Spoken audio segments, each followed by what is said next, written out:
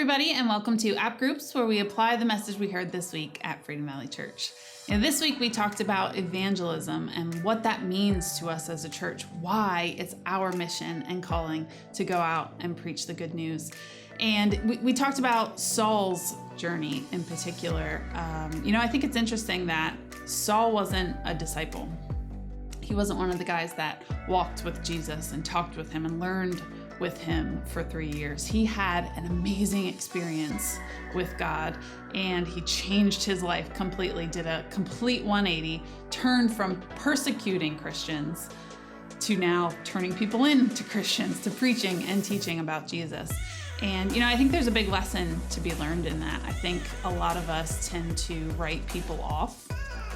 We tend to think that they are just too far from God. Their heart is too hard. They're never gonna be somebody that follows Jesus. That's just not in the cards for them.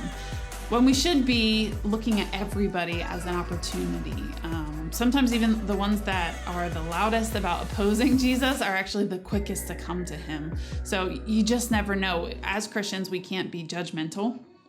We can't be writing people off. We have to be honestly always looking at people as opportunities and really seeking God and how we can love them better. Sometimes it takes just a move from God, and sometimes it just takes a good Christian, a kind one, someone that's down to earth and loves them genuinely. So tonight we're going to talk about how we can love people better in our lives, how we can pray for them more, who the people are in our lives that seem the furthest from Jesus, and how we can get better at sharing our faith.